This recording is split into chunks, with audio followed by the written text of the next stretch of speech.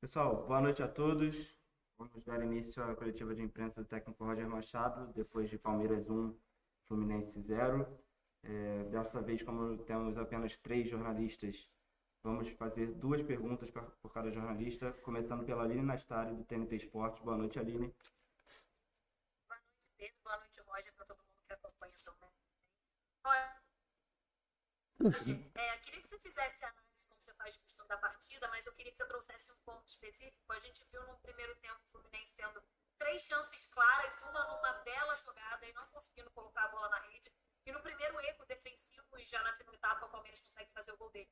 Isso me parece ser a tônica, por exemplo, do adversário que hoje é líder do campeonato. O que de fato é responsabilidade do treinador? O que o treinador pode fazer para melhorar esse ponto, né? O time ter chances claras, poderia ter começado diferente a partida e acaba saindo aí do Allianz Parque com uma derrota.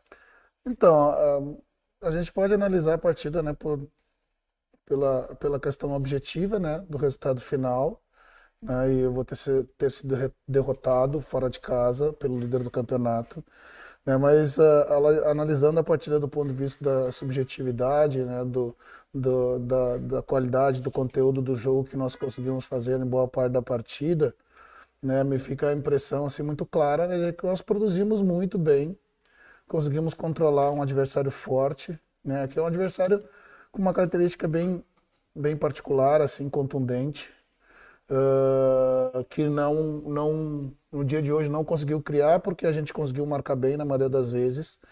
Né, nós tivemos as nossas oportunidades, né, ali não conseguimos concretizá-las. Talvez tranquilamente o primeiro tempo poderia acabar 2-0 para a gente e a partida assumiria um outro panorama no segundo. A gente sabe que o Palmeiras não é líder por acaso, né? E no primeiro momento ali de um pouco né, de desencaixe defensivo ali, ele conseguiu uma profundidade que é característica da equipe do Palmeiras, mais com o Scarpa, né, do que com o Veiga, mas também acontece com o Veiga do lado direito, entre o zagueiro e o lateral. Ela aconteceu e a gente não conseguiu interromper esse evento, né? Fica a frustração muito grande, né, em função do que produzimos, do que taticamente e tecnicamente a gente produziu, mas é evidente que a eficiência não foi suficiente, né, para que a gente transformasse as oportunidades em gol. Né? Então, como eu disse, objetivamente o resultado foi 1-0 contra, né, mas a análise subjetiva nos deixou, de certa forma, ah, ah, contente pelo que a gente produziu, né, pelo que a equipe produziu, mas frustrado pelo resultado final da partida. E o que a gente tem a fazer é trabalhar mais, passar confiança, porque a gente sabe que ali é muito mais confiança do que trabalhar gesto, né? Porque foi tudo aconteceu certinho, né? Agora no final do jogo nós estávamos falando que o Biel no estadual, ele, se não me engano, ele fez um gol não parecido, mas com característica que o goleiro vinha deitado, ele empurrou a bola pelo alto, né, estufando a rede em cima, né? E ali ele talvez não tenha levantado a cabeça o suficiente para perceber que o jogador deitou no chão ali para interromper a trajetória da bola, né? Mas só tá ali, só erra quem tá ali para decidir, né? E a liderança está aqui para passar confiança para os atletas que da próxima vez a bola vai entrar. Sua segunda pergunta, Aline. Aproveitar também, eu fiz para o Caio Paulista, que parece ter sentido ali praticamente sozinho, se preocupa, o Fluminense tem uma sequência de jogos importantes e o quanto que foi determinante a saída dele para um segundo tempo tão diferente do primeiro. Eu não diria que foi determinante e também não diria que foi tão diferente do primeiro, porque o Palmeiras, depois que conseguiu o seu gol, né, na jogada citada agora, lá pelos 10 minutos, ele passou a contra-atacar a gente, né? A gente teve um controle da bola, criamos oportunidades diferentes da que havíamos criado, porque o Palmeiras colocou muitos jogadores na entrada da área, a gente passou a entrar pelos lados, né? E o Palmeiras passou a nos contra-atacar, né? Claro que a ausência do Caio no ritmo da partida, com a característica do seu jogo e na fase que ele está, é sempre sentida, né? Mas o Luiz entrou bem. O que nos preocupa é para a sequência, né? A gente não sabe ainda o que de fato aconteceu, né? Tem que esperar ainda para fazer um exame. Eu acho prematuro a gente fazer qualquer tipo de, né? Mas é uma perda que nós sentimos, até porque o nosso grupo não é um grupo extenso com jogadores com essas características, né? Em função disso, já programei a vinda do Martins, né, que tem nos ajudado quando a gente tem feito a alternância dos times no brasileiro. E para uma eventualidade ele se junta a gente. Segunda pergunta é o Thiago Lima, do ge.com. Boa noite, Thiago. Boa noite, Pedro. Boa noite, Roger. Boa noite, meus colegas, tudo aqui na FTV. Roger, a minha primeira pergunta, só para a gente continuar, como a Aline puxou o tema departamento médico, eu queria te perguntar também a respeito do Lucas Claro, que não viajou com vocês, se ele preocupa também para o próximo jogo, ou seja, já é uma ausência. E em relação ao Caio Paulista, o fato dele ter tentado voltar para o jogo foi uma decisão dele mesmo? Vocês não pensaram, de repente, que poderia correr o risco de agravar e segurar, já fazer a substituição logo? Só para entender como que foi a conversa ali e a decisão. Então, começar pelo Lucas, né? O Lucas sentiu alguma coisa na semana, fez um exame e apareceu um pequeno edema, né? Para esse jogo ficava muito em cima e a gente corria o risco de aí sim perdê-lo para a partir de terça, né? Então, o Lucas tratou lá e se soma a gente amanhã, para se tudo correr bem, ele está liberado para terça-feira. Com relação ao Caio, foi uma jogada meio estranha, porque eu imaginei até que ele tivesse tomado um chute, né, quando ele se virou ali, né? Mas o médico relatou que ele disse, eu não senti puxar. Eu senti só um estalo, como se fosse um estalo de uma articulação. Vou tentar voltar.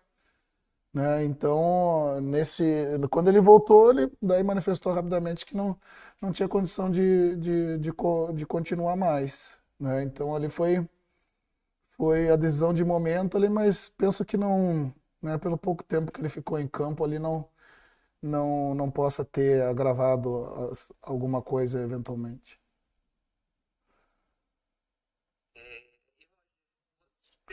Você teve a sua terceira semana cheia de treino desde quando você começou o trabalho. Eu queria saber se você já viu alguns resultados dessa semana no jogo de hoje, em termos dessa movimentação no ataque, se você já notou diferença. Eu também queria que você já projetasse o jogo de terça-feira contra o Criciúma. O que você está esperando dessa partida? Eu vi, como eu disse, é difícil a gente avaliar e dizer que está contente com a derrota, né?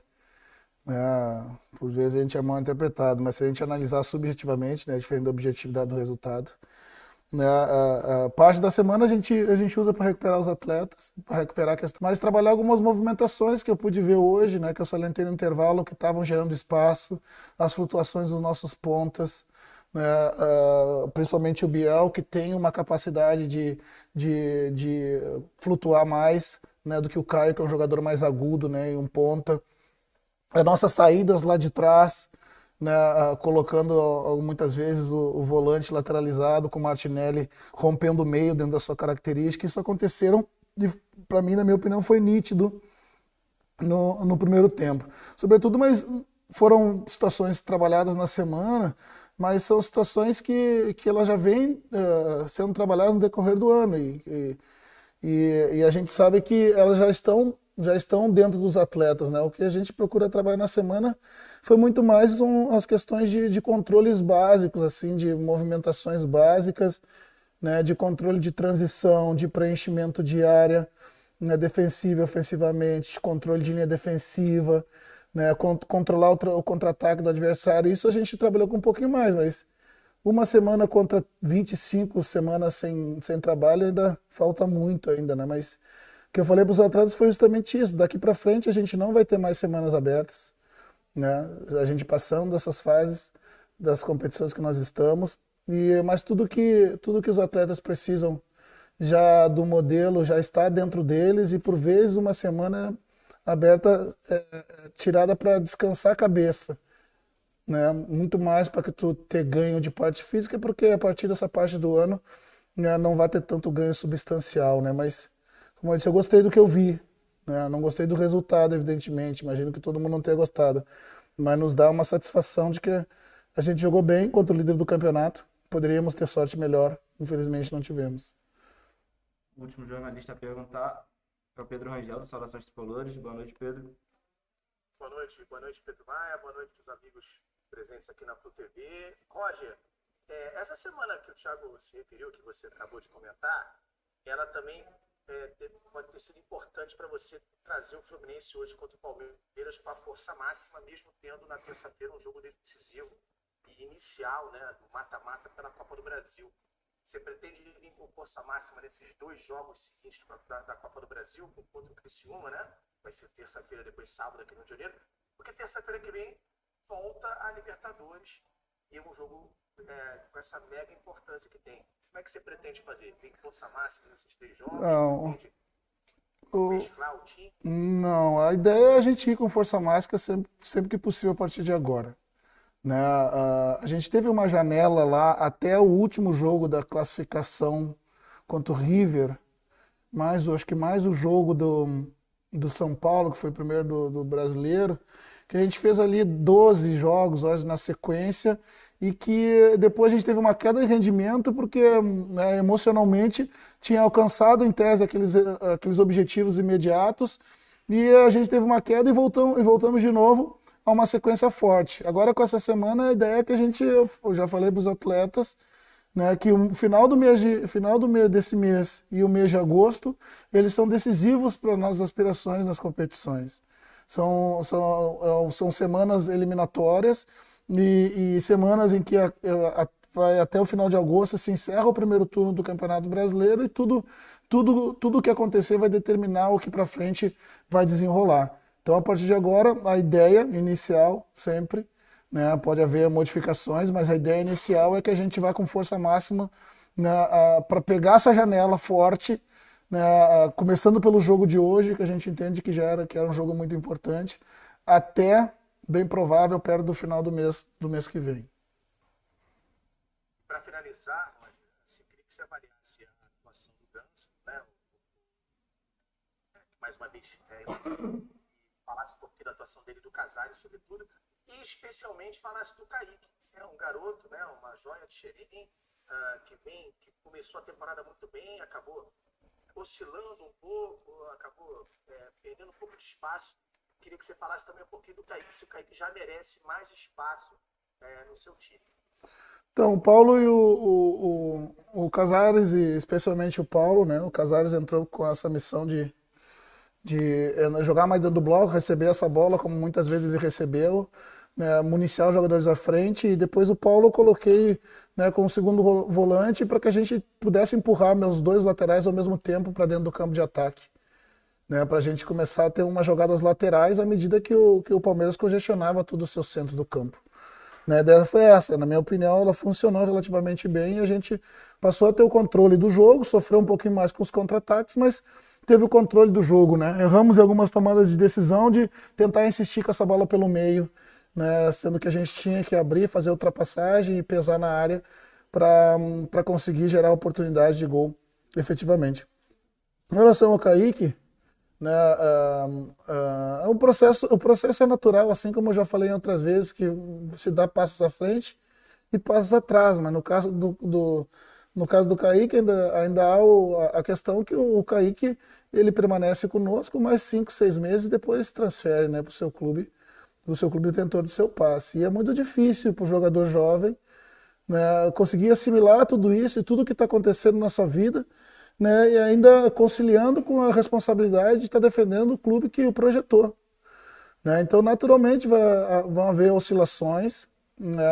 Eu costumo dizer que todos nós, de alguma forma, em algum momento, vamos nos deslumbrar um pouco.